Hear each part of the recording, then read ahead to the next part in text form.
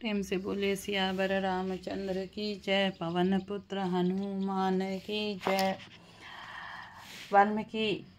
रामायण का तृतीय सर्ग बालकांड। धर्म दर्पण के सभी श्रोताओं के लिए नारद जी के मुख से धर्म अर्थ एवं काम रूपी फल से युक्त हितकर मोक्षदायक तथा प्रकट और गुप्त संपूर्ण रामचरित्र को, जो रामायण महाकाव्य की प्रधान कथा वस्तु था, सुनकर महर्षि वाल्मीकि जी बुद्धिमान श्री राम के उस जीवन व्रत का पुनः भलीभांति साक्षात्कार करने के लिए प्रयत्न करने लगे। वे पूर्वाग्र कुशों के आसन पर बैठ गए और विधिवत आचमन करके हाथ जोड़े हुए स्थिर भाव से स्थित योग धर्म समाधि के द्वारा श्री राम आदि के चरित्रों का अनुसंधान करने लगे। श्री राम, लक्ष्मण, सीता तथा राज्य में रानियों सहित राजा दशरथ से संबंध रखने वाली जितनी बातें थीं, हंसना, बोलना, चलना और राज्य पालन आदि जितनी चेष्टाएं हुई, उन सबका महर्षि ने अपने योग धर्म के बल से भलीभांति साक्षात्कार किया।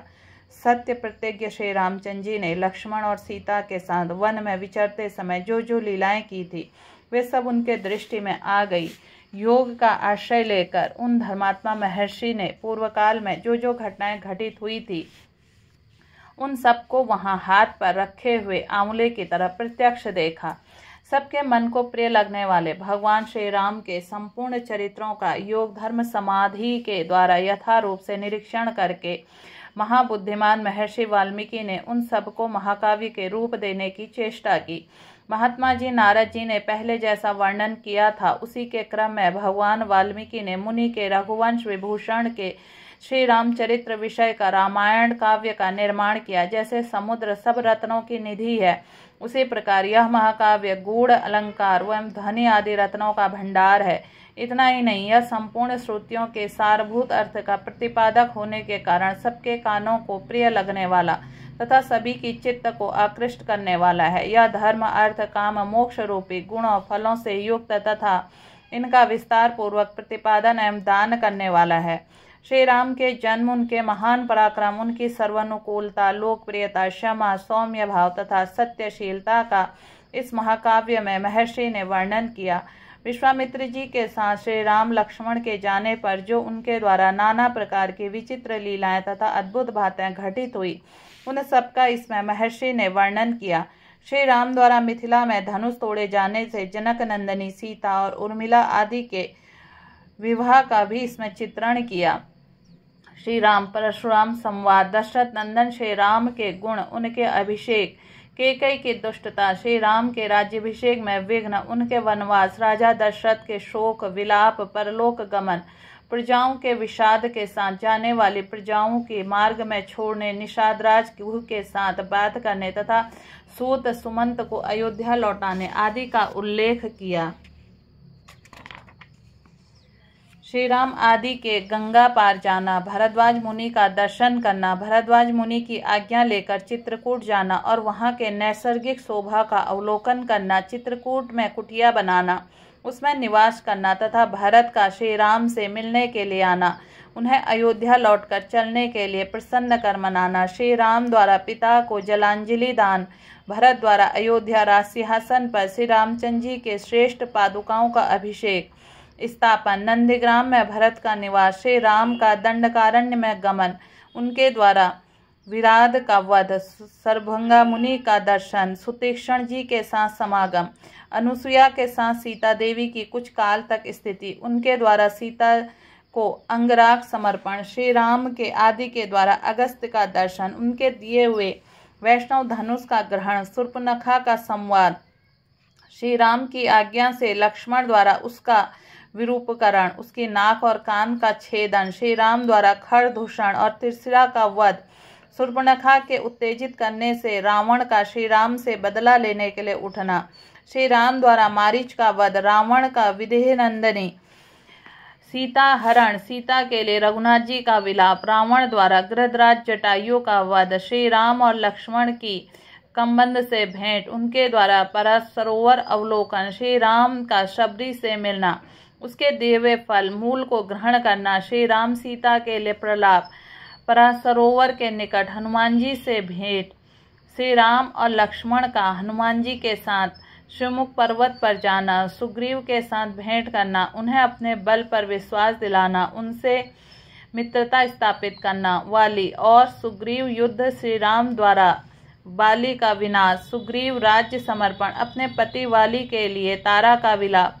शरतकाल में सीता जी की खोज करना के लिए सुग्रीव प्रतिज्ञा, श्री राम का बरसात के दिनों में माल्यवान पर्वत श्रवण नामक शिखर पर निवास,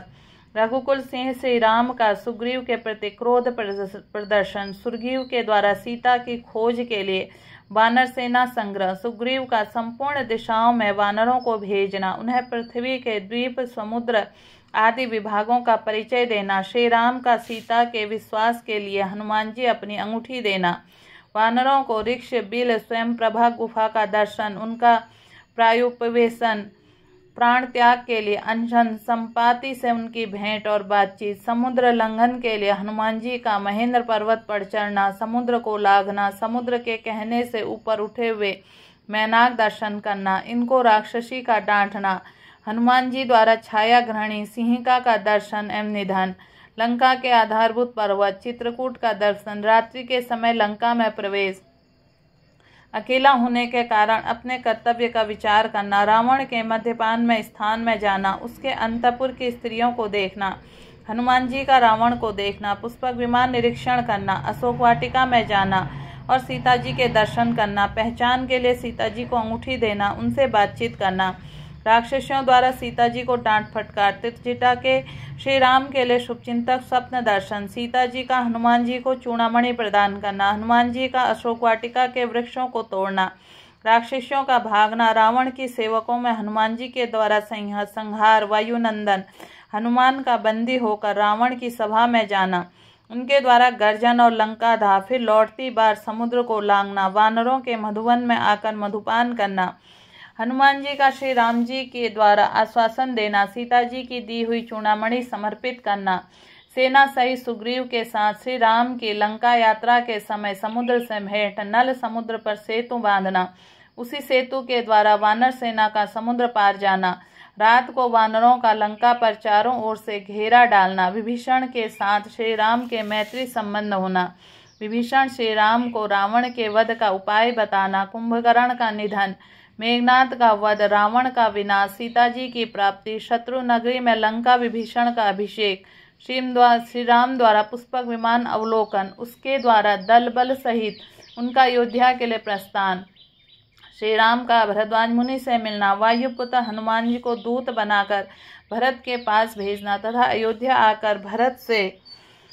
मिलना, श्री राम का राज्याभिषेक उत्सव, फिर श्री राम के सारी वानर सेना को विदा करना, अपने राष्ट्र की प्रजा को प्रसन्न रखना तथा उनकी प्रसन्नता के लिए ही विदेह नंदनी सीता के वन में त्याग देना इत्यादि वृत्तांतों एवं पृथ्वी पर श्री राम का कुछ भविष्य चरित्र था, उसको भी भगवान वाल्मीकि मुनि ने अपने उत्कृष्ट महाकाव्य में अंकित किया। इस प्रकार वाल्मीकि निर्मित आज रामायण आदि काव्य बालकांड का 3य सर्ग समाप्त हुआ। प्रेम से बोलिए सियावर रामचंद्र की जय, पवन पुत्र हनुमान की जय।